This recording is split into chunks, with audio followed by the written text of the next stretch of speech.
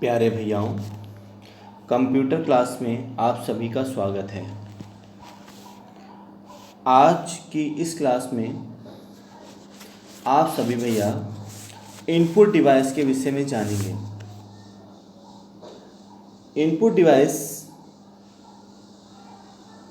ये ऐसी डिवाइसेस होती हैं जिनके माध्यम से कंप्यूटर में डेटा को इनपुट करते हैं। इनपुट डिवाइसेस एक यूज़र और कंप्यूटर के मध्य एक पुल का निर्माण करती हैं। जैसे आप सभी कभी न कभी कंप्यूटर पर काम करते हैं। सपोज़ करिए आप कंप्यूटर पर एक पेंट पर चित्र बना रहे हैं, तो चित्र बनाने के लिए आप माउस का प्रयोग कर रहे हैं। माउस का प्रयोग करने पर जो लाइनें आप उस पर अपने सरफेस पर माउस के द्वारा खींचते हैं वो कंप्यूटर की स्क्रीन पर दिखाई पड़ती हैं। इसका मतलब कि आपकी लाइन कंप्यूटर में इनपुट हो गई। तो इस तरह से माउस आपका एक इनपुट डिवाइस हो गया। अपनी आवाज़ की आपको रिकॉर्डिंग करनी है, माइक्रोफोन के द्वारा कंप्यूटर की सहायता से आप अपनी आवाज़ की रिकॉर्डिंग करते हैं, यानी आपकी आवाज़ कंप्यूटर में चली गई। तो जो आपकी आवाज़ कंप्यूटर में जिसके द्वारा गई है वो आपकी इनपुट डिवाइस कहलाती है, अर्थात माइक्रोफोन आपका इनपुट डिवाइस हो गया। आपके पास अपना एक सुंदर सा चित्र है, उसको आप कंप्यूटर में फीड करना चाहते हैं, तो इसके लिए आपने एक स्कैनर का प्रयोग किया और अपनी इमेज को स्कैन करके कंप्यूटर में डाल दिया, तो आपकी इमेज कंप्यूटर के अंदर पहुंच गई। तो आप जो स्कैनर है वो इनपुट डिवाइस हो गया। कुल मिलाकर ऐसी डिवाइसेस जिनके द्वारा कंप्यूटर में डेटा इनपुट किया जाता है वो सभी डिवाइसेस इनपुट डिवाइसेस कहलाती हैं। इनपुट डिवाइसेस यूज़र व कंप्यूटर के मध्य एक पुल का कार्य करती हैं। कंप्यूटर में बहुत प्रकार की इनपुट डिवाइसेस प्रयोग की जाती हैं, जैसे वेबकैम हो गया, कीबोर्ड हो गया, माउस हो गया, टच स्क्रीन हो गया, जॉयस्टिक हुआ, डिजिटल कैमरा हो गया, ट्रैक बॉल हो गया, माइक्रोफोन हो गया। उनमें से प्रमुख रूप से जो इनपुट डिवाइसेस प्रयोग की जाती हैं उनके विषय में हम लोग यहाँ पर जानेंगे।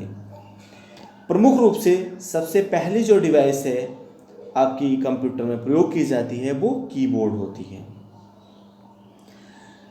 कीबोर्ड का आविष्कार कब हुआ ये पूर्णतः अभी नहीं ज्ञात है, कहने को कोई कुछ भी बता सकता है, लेकिन कीबोर्ड किसके आधार पर बना उसके विषय में जानते हैं। आप सभी ने टाइपराइटर देखा होगा, टाइप की दुकानों पर उपलब्ध होता है। तो कीबोर्ड आपका टाइपराइटर के आधार पर बना और सबसे पहला व्यावसायिक टाइपराइटर सन 1868 में अमेरिका में क्रिस्टोफर लैथम सीलीज ने बनाया था और उसमें क्वाड्रीपैड दिया था। उसके आधार पर ही कीबोर्ड का निर्माण हुआ। कीबोर्ड कंप्यूटर में प्रयोग होने वाली प्रमुख इनपुट डिवाइस है। यह बिल्कुल टाइपराइटर के समान ही होती है।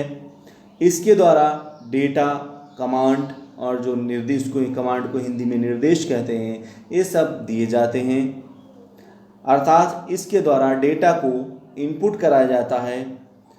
और इस कीबोर्ड में बहुत प्रकार की बटनें होती हैं जिनको कीज़ कहते हैं, उनको 5 भागों में बांटा गया है। जो पहला भाग आपका होता है वो होता है alpha numeric keys. Alpha numeric keys जैसा कि नाम से ही ज्ञात होता है, अल्फ़ा माने अल्फ़ाबेट और न्यूमेरिक माने अंक। जिस जगह पर अल्फ़ाबेट और अंक ये सब दिए होते हैं वह अल्फ़ा न्यूमेरिक कीज़ कहलाती हैं। इसमें 0 से 9 तक अंक दिए होते हैं और A से Z तक अक्षर दिए होते हैं। इन सब का प्रयोग अंक और अक्षर लिखने के लिए किया जाता है। यह कीबोर्ड पर बाईं तरफ का सेक्शन होता है। दूसरा भाग होता है आपका कीबोर्ड का न्यूमेरिक कीज़। न्यूमेरिक कीज़ में 0 से 9 तक अंक दिए होते हैं, साथ ही साथ plus, minus, star, num lock, page down, page up आदि बटनें दी होती हैं। इसका प्रयोग अंकों को लिखने के लिए किया जाता है और ये आपका कीबोर्ड पे दाहिनी तरफ दिया होता है। यह बिल्कुल एक कैलकुलेटर की तरह होता है। तो अभी तक आप दो सेक्शन के विषय में जाने, एक अल्फ़ा न्यूमेरिक कीज़ और दूसरा न्यूमेरिक कीज़। इसका जो तीसरा पार्ट होता है जिसको बांटा गया है उसको बोलते हैं फंक्शन कीज़। आप सभी भैयाओं ने कीबोर्ड पर जब आप टाइपिंग करते हैं तो देखा होगा बाईं तरफ अल्फ़ा न्यूमेरिक कीज़ के ऊपर F1, F2, F3, F4 ऐसे करके F12 तक की कीज़ दी होती हैं। ये जो F1, F2, F3, F12 तक कीज़ होती हैं ये आपकी फंक्शन कीज़ कहलाती हैं और हर एक फंक्शन का सॉफ्टवेयर के अनुसार अलग अलग प्रयोग होता है, यानी अर्थात इसमें जो भी फंक्शन कीज़ हैं वो अलग अलग कार्य करती हैं। फंक्शन कीज़ के बाद आता है आपका कंट्रोल कीज़। कंट्रोल कीज़ में आपने कीबोर्ड पर देखा होगा 4 प्रकार के एरो दिए होते हैं, लेफ़्ट, राइट, अप, डाउन। ये चारों प्रकार के जो एरो होते हैं इसके द्वारा स्क्रीन पर कर्सर के मूवमेंट को कंट्रोल किया जाता है। मतलब हमें अपना जो कर्सर है उसको किधर भेजना है उन कीज़ के द्वारा उसमें प्रयोग कर सकते हैं। और एक अंतिम इसका भाग होता है special purpose keys. Special purpose keys का प्रयोग कार्य के अनुसार किया जाता है। इसमें जैसे कैप्स लॉक हो गया, शिफ्ट हो गया, एंटर हो गया, बैक स्पेस हो गया, टैब हो गया, डिलीट हो गया, एस्केप हो गया, स्पेस बार हो गया, alt, control, insert, print, screen keys आदि बहुत प्रकार की कीज़ दी होती हैं। ये सारी की सारी आपकी स्पेशल पर्पस कीज़ कहलाती हैं और इन कीज़ की सहायता से अलग अलग प्रकार के कार्य किए जाते हैं। जैसे अगर आप कैप्स लॉक का प्रयोग करते हैं तो जितने भी आपने अल्फ़ाबेट के अंक लिख रखे होंगे वो सारे के सारे कैपिटल हो जाएंगे, यानी कैपिटल में उनको लिख सकते हैं। तो इस प्रकार ये आपका कीबोर्ड का पूरा सेक्शन जो अलग अलग प्रकार से बताए, इन सभी का अलग अलग प्रकार से प्रयोग होता है।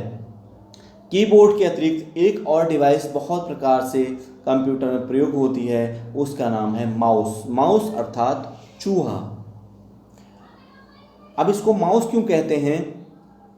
अगर आप इसको देखेंगे तो एक चूहे के आकार की तरह की होती है, इसलिए चूहे के आकार के होने के कारण इसको माउस कहते हैं। और माउस का आविष्कार सबसे पहले सन 1977 में स्टैनफोर्ड लेबोरेटरी के वैज्ञानिक डगलस C.E. जेलवर्ट ने किया था।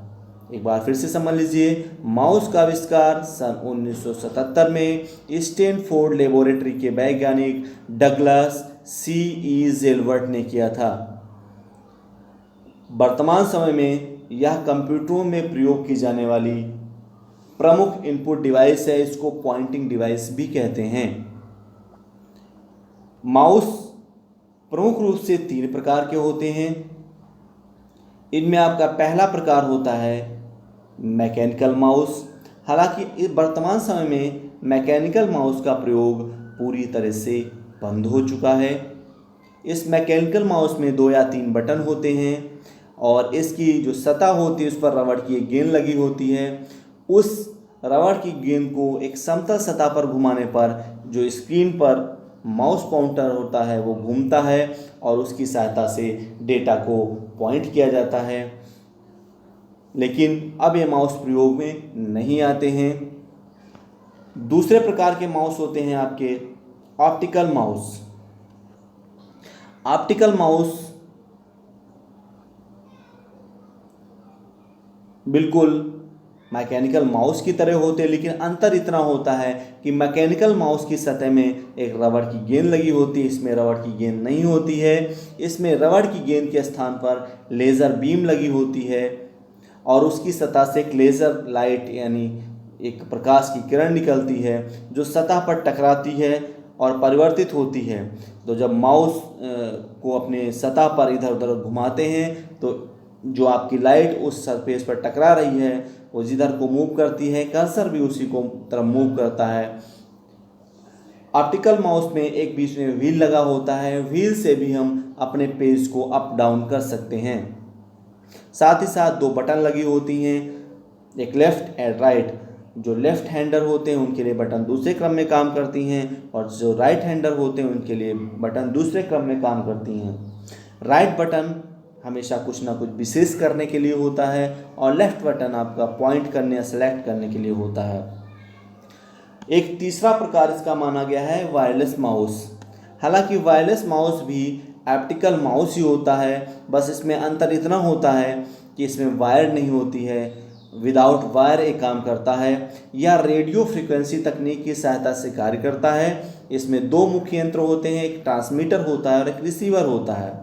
ट्रांसमीटर माउस में लगा होता है और रिसीवर को सीपीयू में लगा देते हैं। जब ट्रांसमीटर सिग्नल प्रेषित करता है तो रिसीवर उसे प्राप्त कर लेता है और दोनों कनेक्ट हो जाते हैं, माउस काम करना प्रारंभ कर देता है। और इसके नीचे भी एक लेज़र बीम निकलती है जो सरफेस पर टकराती है, और उसके टकराने से ही माउस का पॉइंटर आपका इधर उधर रन करता है। तो प्यारे भैयाओं, वो ये दो डिवाइस हमने इस लेक्चर में कवर की हैं।